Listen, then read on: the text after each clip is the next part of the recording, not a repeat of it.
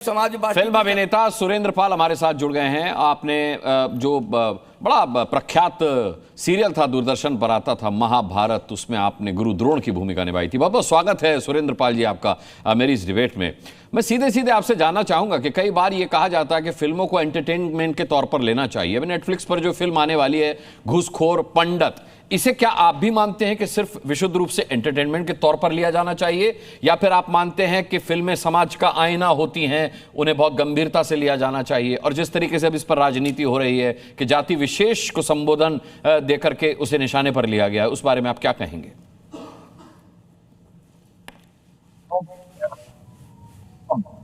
Set entertainment के लिए होती है, लेकिन एंटरटेनमेंट का मतलब ये नहीं है कि किसी जाति विशेष या किसी धर्म विशेष के ऊपर टिप्पणी की जाए या उसके नाम का मिसयूज किया जाए।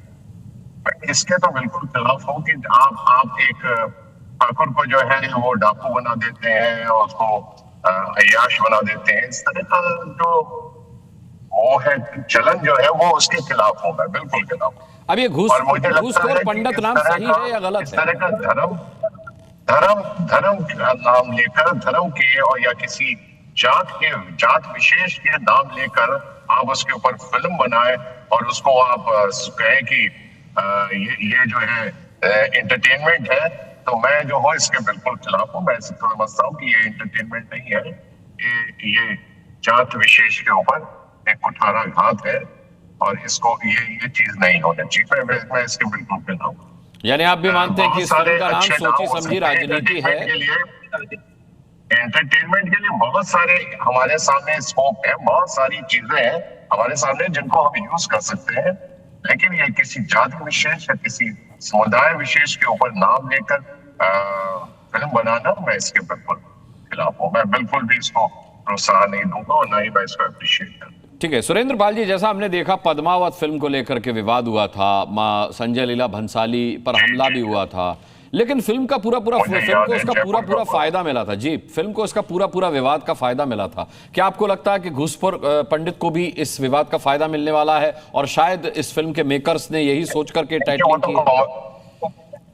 अनुराग जी, वो तो कमर्शियल फैक्टर है, उसके ऊपर तो मैं नहीं टीका टिप्पणी कर सकता हूँ। डेफिनेटली आजकल जो है कोई जो फिल्म जो है छोटी मोटी फिल्म आती है कंट्रोवर्शियल बनाने के लिए, इस तरह की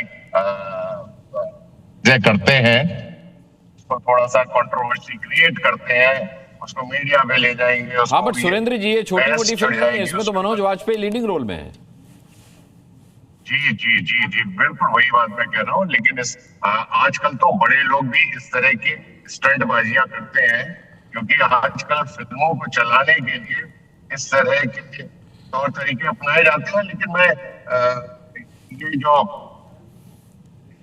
जाति विशेष इन्होंने टिप्पणी की और इन्होंने उसका नाम यूज करके एक गलत तरीके से यूज, मैं इसके बिल्कुल अप्रिशिएट नहीं करता। उन्होंने अपनी राय जो व्यक्त की उससे साफ हो गया कि वो घूसखोर पंडित इस टाइटल के खिलाफ है। उन्हें लगता है कि फिल्म को प्रचार प्रसार मिले, फिल्म विवादित हो और इस विवाद का फायदा फिल्म को मिले, इस वजह से आजकल ये ट्रेंड चल निकला है। प्रोफेसर सतीश प्रकाश हमारे साथ हैं। प्रोफेसर सतीश प्रकाश, अब मनोज वाजपेयी कह रहे हैं कि नीरज पांडे बड़े गंभीर डायरेक्टर हैं। हमने देखा है वो कितने गंभीर डायरेक्टर हैं, वाकई में उन्होंने बहुत गंभीर विषयों पर गंभीरतापूर्वक फिल्में बनाई हैं। लेकिन क्या आपको लगता है कि इस बार वो विवाद को लेकर के ज्यादा गंभीर नजर आते हैं? नहीं, देखो अभी तक का अगर ट्रैक रिकॉर्ड, नाम शबनम उन्होंने जो मूवी बनाई है, जो इससे पहले 2 मूवी उनकी बड़ी हिट मूवी रही है। देखिए, एक मेरे लिए कहीं ना कहीं बड़ा एक आश्चर्य का विषय है कि नीरज पांडे जिस समाज में पैदा होते हैं, क्योंकि आमतौर पर हम ये मानते हैं कि कोई भी व्यक्ति जिस समाज में पैदा होता है उस समाज को जानने का उसको ज्यादा मौका मिलता। ऐसे में उन्होंने क्या किया, कैसे किया, क्योंकि एक बात आप मानेंगे, वो बाकायदा फाइनेंशियल के साथ साथ उनका पैसा भी लगा हुआ है। इसकी पूरी कहानी, इसके पूरे संवाद उनके खुद के लिखे हुए हैं। तो अगर वो ऐसी गलती कर रहे हैं, देखिए एक बात मैं जरूर कहूंगा, जो मुझे लगता है कोई भी व्यक्ति, भारत का कोई भी व्यक्ति हो, कोई भी व्यक्ति कला के नाम पर, फिल्म के नाम पर, आप किसी की भी कोई भी समूह हो, कोई भी लोगों का समूह हो, उसकी जनभावनाओं को आप नहीं भड़का सकते। इसीलिए इस फिल्म के जो डायरेक्टर है 196 जो आपका सीधा सीधा मना करता है कि भाई लिंग, जाति, धर्म, भेद, क्षेत्र के आधार पर आप भेदभाव नहीं कर सकते। तो मेरा मानना यह है कि यहाँ एक एंगल और है अनुराग जी, एक संस्था है मेकर्स कंबाइंड जो ये तय करती है कि किसी फिल्म का टाइटल क्या होगा, टाइटल उसके द्वारा होता है। और उसने बाकायदा नोटिस जारी करा है कि इन लोगों ने अभी मेकर्स कंबाइन के अंदर कोई भी टाइटल नहीं रखा है। कहीं ऐसा तो नहीं है कि पूरे देश में जिस तरह का माहौल है, उत्तर प्रदेश में आप देखेंगे योगी जी ने एक ब्राह्मण संत के साथ जिस तरह का व्यवहार किया, पूरा का पूरा एक माहौल बना।